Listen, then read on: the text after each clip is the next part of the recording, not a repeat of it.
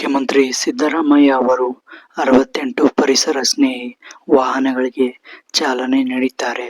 ಅದರ ಬಗ್ಗೆ ಸಂಪೂರ್ಣ ವಿವರವನ್ನ ತಿಳಿಯೋಣ ಬನ್ನಿ. ಇಂದು ಅಕ್ಟೋಬರ್ 6ರಂದು ಬೆಂಗಳೂರಿನ ವಿಧಾನಸೌಧದ ಮುಂಭಾಗದ ಮೆಟ್ಟಿಲುಗಳ ಬಳಿ ಚಾಲನೆ ನೀಡಿದ್ದಾರೆ. 68 ವಿದ್ಯುತ್ ಚಾಲಿತ ವಾಹನಗಳು.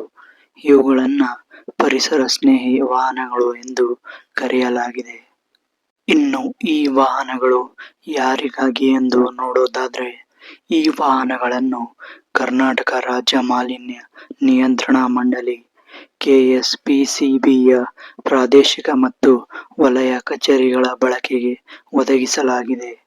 ಇನ್ನು ಖರೀದಿಯ ವೆಚ್ಚವನ್ನ ನೋಡೋದಾದ್ರೆ, ಮಾಲಿನ್ಯ ನಿಯಂತ್ರಣ ಮಂಡಳಿಯು ಒಟ್ಟು 68 ವಾಹನಗಳನ್ನು ಸುಮಾರು 7.67 ಕೋಟಿ ರೂಪಾಯಿ ವೆಚ್ಚದಲ್ಲಿ ಖರೀದಿಸಿದೆ. ಇದೇ ಸಂದರ್ಭದಲ್ಲಿ ಮುಖ್ಯಮಂತ್ರಿಗಳು ಪರಿಸರ ನಿಯಂತ್ರಣ ಮಂಡಳಿಯ ಸುವರ್ಣ ಮಹೋತ್ಸವದ ಲಾಂಛನವನ್ನು ಬಿಡುಗಡೆ ಮಾಡಿದರು. ಇನ್ನು ಇದರ ಉದ್ದೇಶ ಮತ್ತು ಸಚಿವರ ಹೇಳಿಕೆಗಳನ್ನ ನೋಡುವುದಾದ್ರೆ, ಎಲೆಕ್ಟ್ರಿಕ್ ವಾಹನಗಳ ಬಳಕೆಯನ್ನು ಪ್ರೋತ್ಸಾಹಿಸುವುದು ಮತ್ತು ಪರಿಸರ ಮಾಲಿನ್ಯ ನಿಯಂತ್ರಣಕ್ಕೆ ಸಾಂಕೇತಿಕ ಹೆಜ್ಜೆ ಇದು ಈ ಕಾರ್ಯಕ್ರಮದ ಮುಖ್ಯ ಉದ್ದೇಶವಾಗಿದೆ. ಇನ್ನು ಸಿಎಂ ಮತ್ತು ಸಚಿವರಿಗೆ ಇವಿ ಕಾರುಗಳು. ಈ ಸಂದರ್ಭದಲ್ಲಿ ರಾಜ್ಯ ಮಾಲಿನ್ಯ ನಿಯಂತ್ರಣ ಮಂಡಳಿ ಅಧ್ಯಕ್ಷರಾದ ಪಿ.ಎಂ. ನರೇಂದ್ರ ಸ್ವಾಮಿ ಅವರು ಮುಖ್ಯಮಂತ್ರಿ ಸಿದ್ದರಾಮಯ್ಯ ಅವರಿಗೆ ಬೆಂಗಳೂರಿನಲ್ಲಿ ಓಡಾಡಲು ಶೀಘ್ರದಲ್ಲಿಯೇ ಪರಿಸರ ಸ್ನೇಹಿ ವಿದ್ಯುತ್ ಚಾಲಿತ ಕಾರನ್ನು ಒದಗಿಸಲಾಗುವುದು ಎಂದು ಘೋಷಿಸಿದರು. ನಂತರ ಅರಣ್ಯ ಮತ್ತು ಪರಿಸರ ಖಾತೆ ಸಚಿವ ಈಶ್ವರ್ ಬಿ ಖಂಡ್ರೆ ಅವರಿಗೂ ಇವಿ ಕಾರು ನೀಡಲಾಗುವುದು.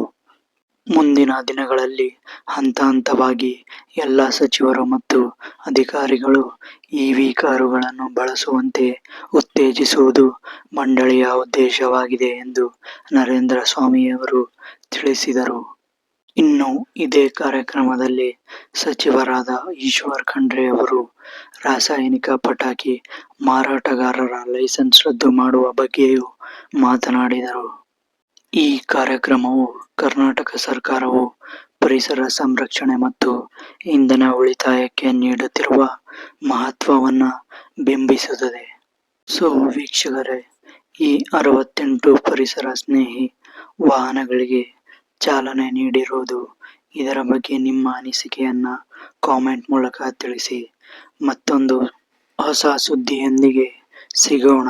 ಸೊ ನೀವು ಯಾರೆಲ್ಲ ಮನೆಯಲ್ಲಿ ಇವಿ ವೆಹಿಕಲ್ಗಳು ಅಥವಾ ವಿದ್ಯುತ್ ಚಾಲಿತ ವಾಹನಗಳನ್ನು ಬಳಸುತ್ತಿದ್ದೀರಾ, ಅದರಿಂದ ನಿಮಗೆ ಎಷ್ಟು ಉಪಯೋಗವಾಗಿದೆ ಮತ್ತು ಎಷ್ಟು ಉಪಯೋಗವಾಗಿಲ್ಲ ಎಂದು ಸಹ ನಿಮ್ಮ ಅನಿಸಿಕೆಗಳ ಅಭಿಪ್ರಾಯಗಳನ್ನು ತಿಳಿಸಿ.